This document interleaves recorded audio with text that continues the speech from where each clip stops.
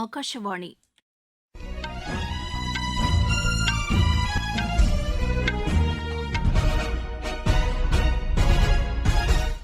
செய்திகள் வாசிப்பவர் வடிவழகி கபிலன். தலைப்புச் செய்திகள்: நாட்டின் வனப்பரப்பை அதிகரிக்க அனைவரும் பங்களிக்க வேண்டுமென்று மத்திய அமைச்சர் திரு அமித் ஷா கேட்டுக் கொண்டுள்ளார். எதிர்க்கட்சிகளின் ஒருங்கிணைந்த கூட்டணி வலுவிழந்து வருவதாக மத்திய இணையமைச்சர் திரு ராம்தாஸ் அத்வாலே கூறியுள்ளார். உத்தராகண்டில் பெய்த கனமழை காரணமாக பல்வேறு பகுதிகளில் நிலச்சரிவு ஏற்பட்டுள்ளது. மேற்காசியாவில் பதற்றத்தை தணிப்பதற்கான நடவடிக்கைகளை அமெரிக்கா மற்றும் ஈரான் மேற்கொள்ள வேண்டுமென்று பாகிஸ்தான் வலியுறுத்தியுள்ளது. பிரேசிலில் நடைபெற்ற சர்வதேச பாரா ஜூடோ போட்டியில் இந்தியாவின் கோகிலா வெண்கலப் பதக்கம் வென்றார். இனி விரிவான செய்திகள். நாட்டின் வனப்பரப்பை அதிகரிக்க அனைவரும் பங்களிக்க வேண்டுமென்று மத்திய உள்துறை அமைச்சர் திரு அமித் ஷா கேட்டுக் கொண்டுள்ளார். இன்று அகமதாபாத்தில் அன்னையின் பெயரில் மரம் நடும் இயக்கத்தின் கீழ் 1,25,00,000 மரக்கன்றுகள் நடும் பணியினை தொடங்கி வைத்து அவர் பேசினார். எதிர்கால சந்ததியினரின் நலனை கருத்தில் கொண்டு நாட்டு மக்கள் அனைவரும் மரக்கன்றுகளை நட வேண்டும் என்றும் அவர் கேட்டுக் கொண்டார். மத்திய ஆயுதப்படையினர் கடந்த 7 ஆண்டுகளில் 7 கோடி மரக்கன்றுகளை நட்டுள்ளதாகவும் அமைச்சர் தெரிவித்தார். தூய எரிசக்தி பயன்பாட்டிற்கு பொதுமக்கள் மாற வேண்டியதன் அவசியத்தையும் அவர் வலியுறுத்தினார். சுற்றுச்சூழலை பாதுகாக்கும் நடவடிக்கையாக 101 பூங்காக்கள் இன்று திறக்கப்பட்டுள்ளதாகவும் திரு அமித் ஷா கூறினார். எதிர்க்கட்சிகளின் ஒருங்கிணைந்த கூட்டணி வலுவிழந்து வருவதாக மத்திய இணையமைச்சர் திரு ராம்தாஸ் அத்வாலே கூறியுள்ளார். மும்பையில் செய்தியாளர்களிடம் பேசிய அவர், எதிர்க்கட்சிகளின் ஒருங்கிணைந்த கூட்டணிக்குள் கருத்து வேறுபாடுகள் நிலவுவதை சுட்டிக்காட்டினார். இதன் காரணமாக அக்கூட்டணியில் இடம்பெற்றுள்ள கட்சிகள் ஒருமித்த கருத்துடன் செயல்பட முடியவில்லை என்றும் திரு ராம்தாஸ் அத்வாலே தெரிவித்தார். நீர்வளத்துறையில் மேற்கொள்ள வேண்டிய சீர்திருத்தங்கள் குறித்து விவாதிப்பதற்காக மாநிலங்களின் நீர்வளத்துறை செயலர்கள் பங்கேற்கும் மாநாட்டிற்கு மத்திய அரசு அழைப்பு விடுத்துள்ளது. இந்த மாநாடு புதுதில்லியில் நாளை நடைபெறும் என்று நீர்வளத்துறையின் செய்திக்குறிப்பு தெரிவிக்கிறது.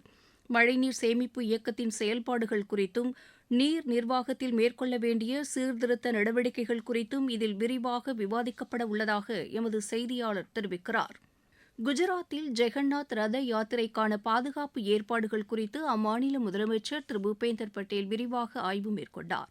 அகமதாபாத்தில் நடைபெற்ற இந்த ஆய்வுக் கூட்டத்தின்போது பாதுகாப்பு பணியில் ட்ரோன்களும் பயன்படுத்தப்பட உள்ளதாக தெரிவிக்கப்பட்டதாக அம்மாநில அரசின் செய்திக்குறிப்பு தெரிவிக்கிறது. 31,000க்கும் மேற்பட்ட காவல்துறையினர் இப்பணியில் ஈடுபடுத்தப்பட உள்ளதாகவும் அதில் குறிப்பிடப்பட்டுள்ளது. பீகாரில் கல்வித்துறையின் வளர்ச்சிக்காக பல்வேறு நடவடிக்கைகள் மேற்கொள்ளப்பட்டுள்ளதாக அம்மாநில முதலமைச்சர் திரு சாம்ராஜ் சௌத்ரி தெரிவித்துள்ளார். இன்று பாட்னாவில் நிகழ்ச்சி ஒன்றில் பேசிய அவர், மாநிலம் முழுவதும் மாதிரி பள்ளிகள் ஏற்படுத்தப்பட்டு வருவதாக கூறினார்.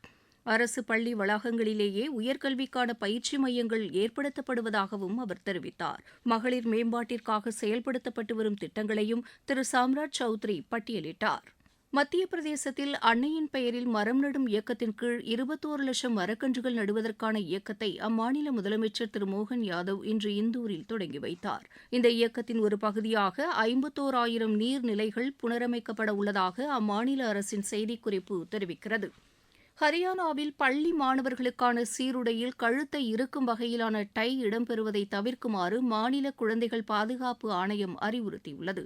கழுத்தை இறுக்குவது போன்ற விபத்துகள் ஏற்படாமல் இருப்பதை தவிர்க்கும் நோக்கில் இந்த நடவடிக்கை எடுக்கப்பட்டுள்ளதாக அந்த ஆணையத்தின் செய்திக்குறிப்பு தெரிவிக்கிறது. நாட்டின் பல்வேறு பகுதிகளில் இதுபோன்ற விபத்துகள் நடைபெற்றதை கருத்தில் கொண்டு அதனை தவிர்க்கும் வகையில் இந்த பரிந்துரை செய்யப்பட்டுள்ளதாக அதில் குறிப்பிடப்பட்டுள்ளது. பஞ்சாபில் ஆளும் ஆம் ஆத்மி அரசு நிதி நிலைமையை முறையாக கையாளவில்லை என்று பிஜேபி குற்றம் சாட்டியுள்ளது. இது தொடர்பாக அம்மாநில பிஜேபி தலைவர் திரு கெவல் சிங் திலோன் வெளியிட்டுள்ள அறிக்கையில், ஆம் ஆத்மி அரசு பொறுப்பேற்ற பின்னர் பஞ்சாபின் கடன் சுமை அதிகரித்துள்ளதாக குறிப்பிட்டுள்ளார். வருவாயை பெருக்குவதற்கான நடவடிக்கையை ஆம் ஆத்மி அரசு மேற்கொள்ளவில்லை என்றும் திரு கெவல் சிங் திலோன் குற்றம் சாட்டியுள்ளார். நீங்கள் கேட்டுக்கொண்டிருப்பது ஆகாஷவாணியின் செய்தி அறிக்கை. ஊரக வளர்ச்சிக்கான புதிய அத்தியாயம். வளர்ச்சியடைந்த இந்தியாவிற்கான ஊரக வேலைவாய்ப்பு உறுதி மற்றும் வாழ்வாதார சட்டம் செயல்பாட்டிற்கு வந்துள்ளது. இந்த சட்டம் வருடத்திற்கு 125 நாட்கள் வேலையை உறுதி செய்கிறது. இதில் வாரந்தோறும் ஊதியம் வழங்கப்படுவது கட்டாயமாக்கப்பட்டுள்ளது. நாள்தோறும் குறைந்தபட்சம் 300 ரூபாய் ஊதியத்தை இந்த சட்டம் உறுதி செய்கிறது. பணி முடிந்த 15 நாட்களுக்குள் ஊதியம் வழங்குவதை உறுதி செய்வதற்கான அம்சங்களும் இதில் இடம்பெற்றுள்ளன. ஊதியம் காலதாமதமாக வழங்கப்பட்டால் அதற்கான இழப்பீட்டுத் தொகைக்கும் இதில் வகை செய்யப்பட்டுள்ளது. வளர்ச்சியடைந்த இந்தியாவிற்கான பயணத்தில் மோடி அரசு தொடரும் சீர்திருத்த நடவடிக்கைகள். உத்தராகண்டில் பெய்த கனமழை காரணமாக பல்வேறு பகுதிகளில் நிலச்சரிவு ஏற்பட்டுள்ளது.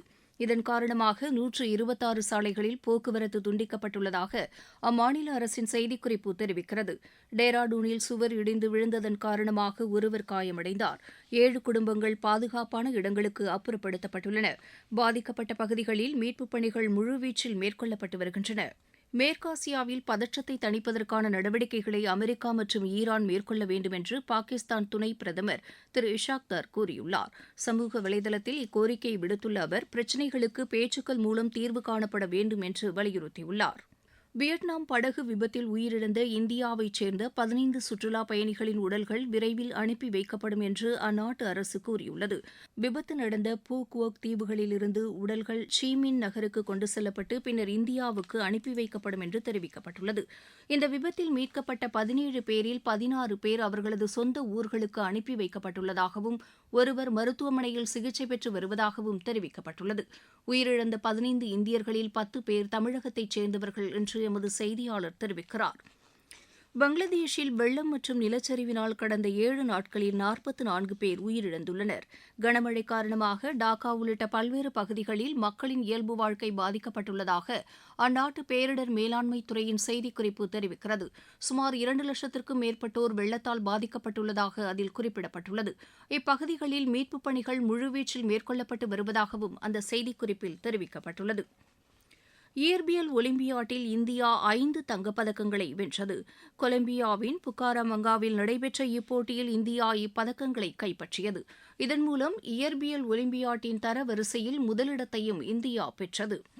பிரேசிலில் நடைபெற்ற சர்வதேச பாரா ஜூடோ போட்டியில் இந்தியாவின் கோகிலா வெண்கலப் பதக்கம் வென்றார். மகளிர் 52 கிலோ எடைப்பிரிவில் அவர் இப்பதக்கத்தை கைப்பற்றினார். 23 வயதுக்குட்பட்டோருக்கான ஆசிய குத்துச்சண்டை சாம்பியன் போட்டியில் இந்தியாவின் நிஷா, நிக்கிதா சந்த், காஜல், முஸ்கான், பிரியங்கா ஆகியோர் இறுதி ஆட்டத்திற்கு முன்னேறியுள்ளனர். இந்தோனேஷியாவின் ஜகார்த்தாவில் நடைபெற்று வரும் இப்போட்டியின் மகளிர் பிரிவு அரையிறுதி ஆட்டங்களில் இவர்கள் வெற்றி பெற்றனர். 19 வயதுக்குட்பட்டோருக்கான பிரிவில் ஆதித்யா, சிகேந்தர், மௌஷம் சுகாக், தேவேந்தர் சௌத்ரி, சாகர் மற்றும் சுபம் ராஜ்புத் அரையிறுதிக்கு முன்னேறியுள்ளனர். டொமினிகாவில் நடைபெற்ற சர்வதேச ஜூனியர் டென்னிஸ் போட்டியில் இந்தியாவின் ஷௌரியா பரத்வாஜ் பட்டம் வென்றார். இங்கிலாந்துக்கு எதிரான மகளிர் டெஸ்ட் கிரிக்கெட் போட்டியில் இந்தியா வலுவான நிலையில் உள்ளது. லார்ட்ஸில் நடைபெற்று வரும் இப்போட்டியின் 3வது நாளான இன்று ஒரு விக்கெட் இழப்பிற்கு 154 ரன் என்ற நேற்றைய ஸ்கோருடன் 2வது இன்னிங்ஸை தொடர்ந்து ஆடிவரும் இந்தியா சற்று முன்வரை 7 விக்கெட் இழப்பிற்கு 311 ரன் எடுத்துள்ளது. அபாரமாக ஆடி சதமடித்து சாதனை படைத்த யஷ்டிகா பாட்டியா 113 ரன்னுக்கு ஆட்டமிழந்தார். இந்தியா முதல் இன்னிங்ஸில் 285 ரன்னுக்கும் இங்கிலாந்து முதல் இன்னிங்ஸில் 170 ரன்னுக்கும் ஆட்டமிழந்தன. இந்தியா இங்கிலாந்து இடையேயான 2வது ஜூனியர் மகளிர் ஹாக்கிப் போட்டி இன்று நடைபெறுகிறது. இங்கிலாந்தில் நடைபெறவுள்ள இப்போட்டி இரவு மணி 11:30க்கு தொடங்குகிறது. இங்கிலாந்துக்கு எதிரான ஒருநாள் கிரிக்கெட் போட்டியில் பங்கேற்பதற்கான இந்திய அணியில் காயம் காரணமாக ஹர்ஷித் ராணாவுக்கு பதிலாக பிரின்ஸ் யாதவ் சேர்க்கப்பட்டுள்ளார். இதேபோல் ஜிம்பாப்வே அணிக்கு எதிரான டுவெண்டி கிரிக்கெட் போட்டியில் பங்கேற்பதற்கான இந்திய அணியில் வருண் சக்கரவர்த்திக்கு பதிலாக ரவி பிஷ்னோய் சேர்க்கப்பட்டுள்ளதாக கிரிக்கெட் கட்டுப்பாட்டு வாரியம் அறிவித்துள்ளது. 23 வயதுக்குட்பட்டோருக்கான ஆசிய தடகள சாம்பியன் போட்டியில் இந்தியா இன்று 2 தங்கம், 2 வெள்ளி, 1 வெண்கலப் பதக்கம் வென்றது. சர்வதேச இணைய மகளிர் ஸ்பீட் செஸ் சாம்பியன் போட்டியில் இந்தியாவின் திவ்யா தேஷ்முக் காலிறுதிக்கு முன்னேறியுள்ளார். காலிறுதிக்கு முந்தைய சுற்று ஆட்டத்தில் அவர் அமெரிக்காவின் ரோஸ் அட்வெலை வென்றார்.